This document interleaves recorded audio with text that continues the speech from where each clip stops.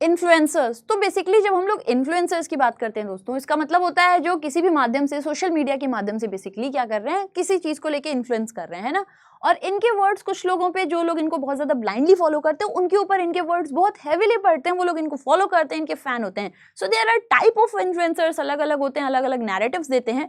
But अभी जो सामने आया उसके बाद से हमें एक क्वेश्चन करना चाहिए, whenever we are following anyone who is an influencer, तो हमें क्वेश्चन करना चाहिए जो बोल रहा है क्या बोल रहा है, क्यों बोल रहा है। हमें एक बार हमेशा क्रॉस क्वेश्चन करना चाहिए। एटलीस्ट अब जो चीज खुलकर आई है ज्योति मल्होत्रा का केस, हमें ये चीज सोचनी चाहिए यार ये क्यों ऐसा बोल रहा है, क्या ये जो बोल रहा है सही है, shall we blindly follow them. Because एक जो फैन होता है ना, फैन बड़ी खतरनाक चीज है कि आई एम अ फॉलोअर, इसका मतलब I can do anything. Seriously no, you have to question why, how, when, ये सब हमें जानना चाहिए, ठीक है। तो हमें ना इन्फ्लुएंस नहीं होना है बेटा, हमें हमेशा एजुकेट होना चाहिए। We should not be influenced, we should be educated, ताकि हम अपने डिसीजंस ले सकें और समझ सकें कि इज दिस इन्फ्लुएंसर जो ये बोल रहा है सही है, that is going to help us. Anyway, आप जैसे देख सकते हो कि अभी फिलहाल में ज्योति मल्होत्रा का स्पाई केस लोगों को बिल्कुल चौंका दिया है। हिसार हरियाणा की 33 वर्ष की हैं ये, ट्रैवल विद जो इनका एक चैनल था जिसमें 3,82,000 से ज्यादा सब्सक्राइबर्स थे, बहुत लोग इन्हें फॉलो करते थे, बहुत सारी इनकी वीडियोस चलती थी। आप देखो पॉपुलर वीडियोस में सबसे ज्यादा पॉपुलर है जो ये पाकिस्तान विजिट की थी। तो एक ऐसी इन्फ्लुएंसर थी, खुद को ट्रैवल इन्फ्लुएंसर बताती थी, और इनका था कि मैं एक शांति दूत हूँ, मैं दोनों देश को करीब ला रही हूँ, या ब्ला ब्ला बहुत सारी चीजें होती है, वो था। लेकिन पता चला कि जासूसी मामले में पकड़ी गई हैं। अब यार ये तो बड़ी एक शॉकिंग बात थी, है इनको इतने लोग देख रहे हैं, जासूस निकली है, कोई सोचा ही नहीं था। लेकिन सी, चलो खैर समझते हैं अब एग्जैक्टली ये जासूस ही हैं या इनके ऊपर कोई ऐसा फॉल्स चार्ज है, सब कुछ पता चलेगा जैसे जैसे हियरिंग्स होगी। लेट अस सी। फिलहाल कुछ हम लोग बातें कर लेते हैं इनसे जुड़ी हुई। तो अभी फिलहाल में यूट्यूबर ज्योति मल्होत्रा को S.8 चार्ज में क्या किया गया है, पकड़ा गया है। इसके साथ ही साथ में कहीं ना कहीं थोड़ा अलार्मिंग है कि यार इनके क्या क्या लिंक्स थे पाकिस्तान के ऑपरेटिव से, और इन्होंने क्या क्या इन्फॉर्मेशन दी होगी अगर ऐसा कुछ है तो फिलहाल में अरेस्ट हुई हैं अभी हरियाणा बेस्ड यूट्यूबर ज्योति मल्होत्रा हैं, जिनके ऊपर S.8 चार्ज लगा हुआ था। इन्होंने हेडलाइंस तब बनाई जब पता चला कि सीनियर पुलिस ऑफिशियल्स ने इन्हें लिए हैं, बिकॉज इन्होंने कुछ इन्वॉल्वमेंट इनकी देखी गई है पाकिस्तान इंटेलिजेंस ऑपरेटिव्स के साथ में। तो देखिएगा, अब इससे जुड़ी हुई कुछ 5 बातें करते हैं। सबसे पहली बात है कि इन्हें एक पाकिस्तानी एसेट की तरह से वहां के जो इंटेलिजेंस थी वो देख रही थी। तो जैसे आप देख सकते हो कि जो हिसार के एसपी शशांक कुमार, इन्होंने बताया कि पीटीआई न्यूज एजेंसी की रिपोर्ट के मुताबिक पाकिस्तान इंटेलिजेंस ऑपरेटिव जो थे वो बहुत ही एक्टिवली काम कर रहे थे ज्योति मल्होत्रा के साथ में, और इन्हें एक लॉन्ग टर्म एसेट कंसिडर करते थे।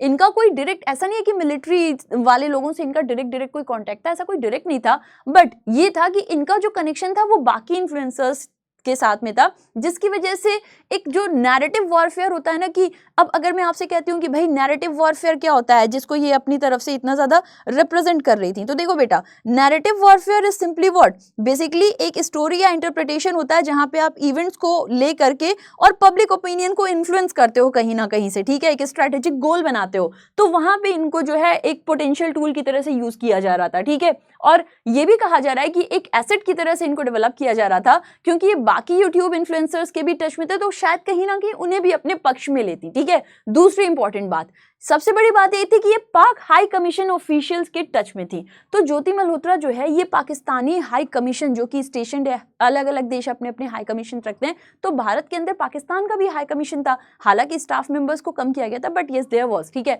तो ये इन ऑफिशियल्स के काफी ज्यादा टच में थी, और सबसे बड़ी बात है ये जो 4 दिन का कॉन्फ्लिक्ट है उस दौरान भी ये उन लोगों के टच में थी। तो यही सब बातें ना जो क्वेश्चन रेज कर रहे हैं, हाउ कम, कैसे आप कर रहे हो, ठीक है।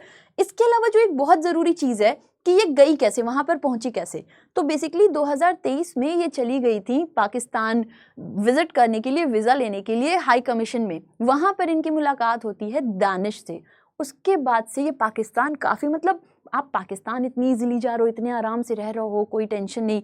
बाकी लोग अगर आप देखो, बहुत बार इस पे लोग मजाक भी बनाते हैं, मैं आ तो जाऊंगा, क्या मैं वापस आ सकूंगा पाकिस्तान से, क्रिकेट टीम ने कैंसिल कर दिया अपना जाना, कितनी ऐसी चीज हुई। बट आप एक नॉर्मल इन्फ्लुएंसर हो, आप वहां जा रहे हो, इतने सारे लोगों के साथ मुलाकात करो, इतने इजीली रह रहे हो, इतनी सारी वीडियोज बना रहे हो, सो दैट वाज समथिंग कि यार ऐसे कैसे हो सकता है, हाउ कम इतना ज्यादा आसानी से आपको हर चीज वैसे कहाँ पे अवेलेबल हो रही है, ठीक है। पाकिस्तान भी गई थी ये, कई बार गई थी, चाइना भी विजिट की थी। अब इनको पाकिस्तान तक वीजा वगैरह दिलाने के लिए कौन था? तो एक लोग हैं एहसान उर रहीम, जिनको दानिश कहा जाता है। ये की फिगर थे हाई कमीशन पे और इनके एसोसिएट थे अली अहवान।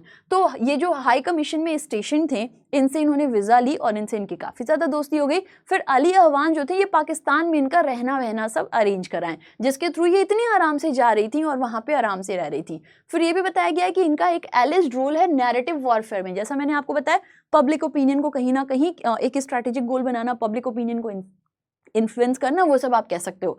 तो ये बताया जा रहा है कि ज्योति मल्होत्रा जो है, ये पाकिस्तानी स्ट्रैटेजी जो है, इनको ये था कि इनको यूज किया जाएगा social media influencers narrative warfare में, जहां पर ये क्या करेंगी, बाकी इन्फ्लुएंसर्स के साथ में मिल करके और एंटी इंडिया नैरेटिव्स लोगों को देंगी। यानी कि मतलब इंडिया के अगेंस्ट बताओ या पाकिस्तान की अच्छी छवि बनाओ, पाकिस्तान के बारे में अच्छी बातें बताओ। इस तरीके से इनका यूज किया जाएगा ताकि आप कह लो ब्रेन वॉश करना, लोगों को उस तरीके से इन्फ्लुएंस करना, वो चीज इनसे कराई जाने की बात हो रही थी। ये भी बताया गया है कि इन्होंने बहुत सारी ऐसी इंफॉर्मेशन भी थी, जैसे अटारी वाघा बॉर्डर के आसपास की जो चीज़ें, उनकी वीडियो क्लिप्स देना, या फिर और भी बहुत सारी इंफॉर्मेशन थी जो ये पास कर रही थी एक जगह से दूसरी जगह तक। तो ये एकदम से नहीं कहा जाएगा कि डायरेक्टली स्पाई ही थी, लेकिन उस चीज़ में इनकी इन्वॉल्वमेंट थी। कुछ बहुत सारे लोग थे वहाँ के, आईएसआई एजेंट्स वगैरह थे, जिनके साथ में क्लिप आई, तभी इनके ऊपर और शक गया कि इनकी व्लॉग में आखिर में ये लोग कर क्या रहे थे। तो और ज़्यादा शक यहाँ से पैदा हुआ। फिर देखा गया तो पता चला कि अच्छा, इनका भी कुछ हद तक उसमें रोल प्ले कर रही हैं। लेट अस सी फाइनल क्या आता है, बट अभी जो पता चला वो मैं आपको बता रही हूँ, ठीक है। तो इस तरीके से इंपॉर्टेंट इन्फॉर्मेशन को पास ऑन कर रही थी वहां तक, विच वॉज रॉन्ग ऑब्वियसली। फिर नैरेटिव वॉरफेयर में इनका यूज किया जा रहा था, एंटी इंडिया जो नैरेटिव है वो ले आए, वहां पे भी इनको यूज किया जाना था बाकी सारे इन्फ्लुएंसर्स के साथ। फिर ऐसा नहीं है कि अकेली थी, इनके साथ में 5 लोग और भी मिले हैं, जो लोग लिंक्ड हैं और कहीं ना कहीं भारत के कुछ इंपॉर्टेंट खुफिया इंफॉर्मेशन है जो ये लोग बाकियों तक पहुंचा रहे थे।